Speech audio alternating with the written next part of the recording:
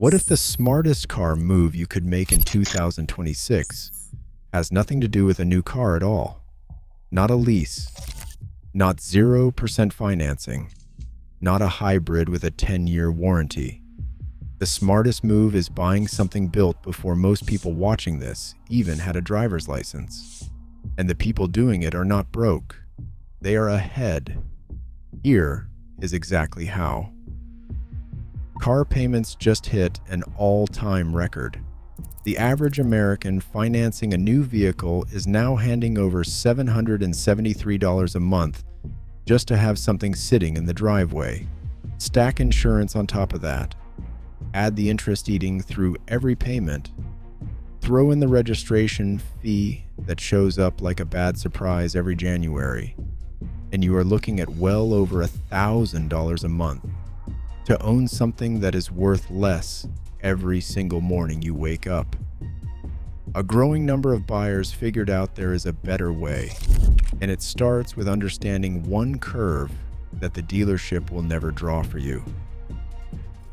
Every new car loses 20% of its value the moment it leaves the lot. By year 5, more than half is gone. By year 10, most of it has evaporated into nothing. But then something interesting happens. The curve flattens. Around 15 to 20 years old, a well-maintained car stops bleeding value. Some of them start moving the other direction. You are not buying at the top of that curve and riding it into the ground. You are buying at the absolute bottom. And someone else already absorbed every dollar of that loss. That one shift changes everything about the math. And the depreciation curve is only one piece of it. The part most people never think about is what happens when something breaks. Here is what never comes up when people compare old cars to new ones. Complexity is not a feature, it is a liability. Modern vehicles come packed with lane keep assist, radar sensors, electronic parking brakes, turbocharged 3-cylinder engines, doing the work of motors twice their size, and in some cases 17 separate control modules just to operate the windows. Every single one of those systems is a bill waiting to happen. And when it does, the dealer is the only one with the software to diagnose it. The part is back-ordered for 3 weeks, and the invoice starts at $1,000 before anyone picks up a wrench. And it is not just the big repairs. A cracked parking sensor on a new crossover can run $300 to replace because it is part of a bumper assembly packed with cameras and radar hardware. A side mirror with a blind spot monitor can cost $800. These are not edge cases. This is Tuesday. A 2004 Toyota Camry does not have any of that. It has an engine, a transmission, and the mechanical stubbornness to outlast cars that cost 10 times more. But the real advantage is not just that these cars are cheap to buy.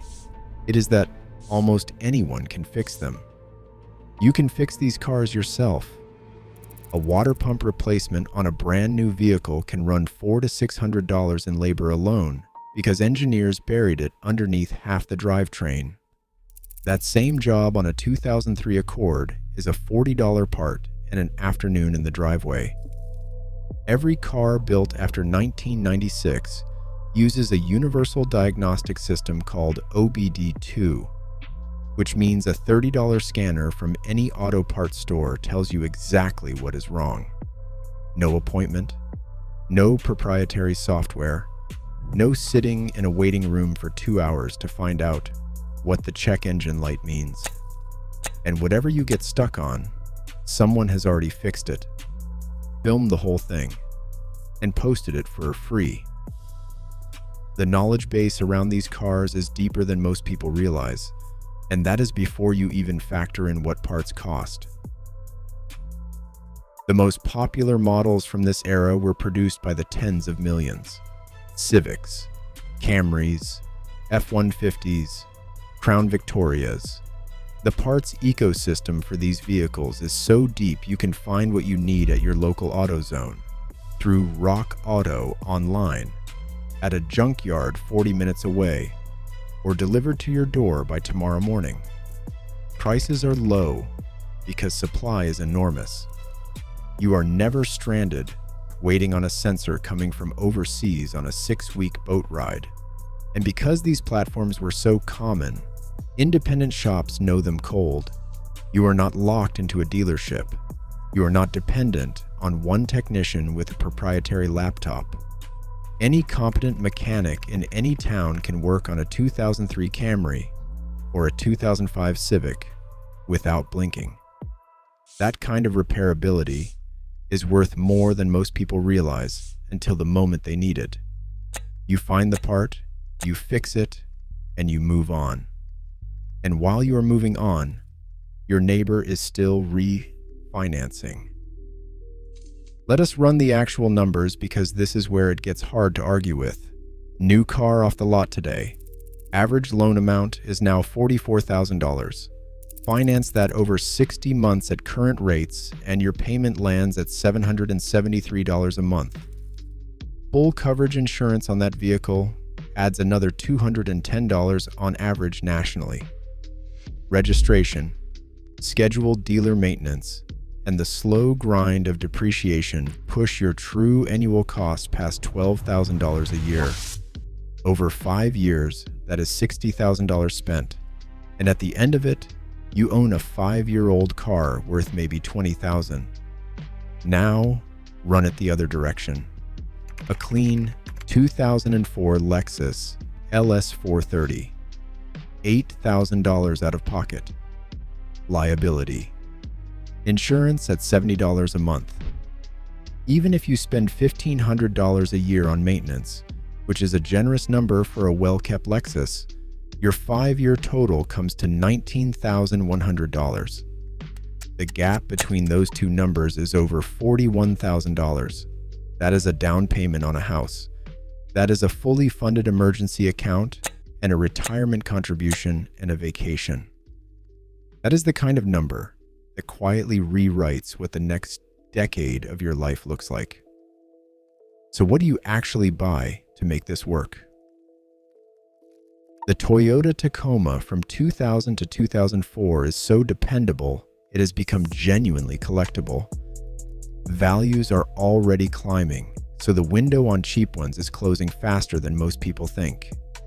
The Honda Civic and Accord from 2001 to 2005 run essentially forever with basic maintenance, and you can source parts for them on nearly every continent.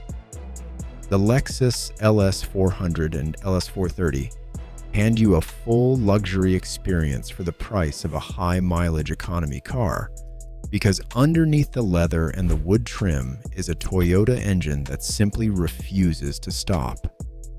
The Ford Crown Victoria is what police departments and taxi fleets ran for decades on purpose. Nearly indestructible, powered by a straightforward V8, and available for as little as $3,000 if you are willing to do some searching. The pre-2010 Subaru Forester and Outback give you all-wheel drive and genuine practicality before Subaru started layering in the kind of complexity that costs twice as much to service. Any one of these beats what the dealership is offering you this weekend by a margin that is almost embarrassing. There is one catch, and it is worth saying clearly. You have to buy carefully. Get an independent mechanic to inspect the car before any money changes hands.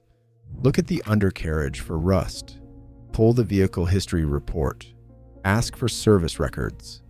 A well-kept older car is one of the most powerful financial tools available to an everyday person.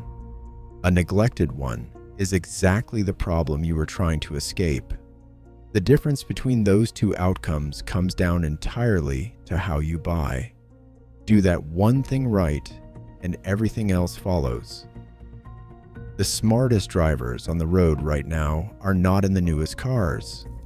They are in the ones that are already paid for, already proven over 2 decades, and already cheap to keep running. The $773 payment is a choice. The depreciation hit is a choice. The subscription fees, the dealer software, and the back-ordered parts are all choices. You just have to be willing to make a different one.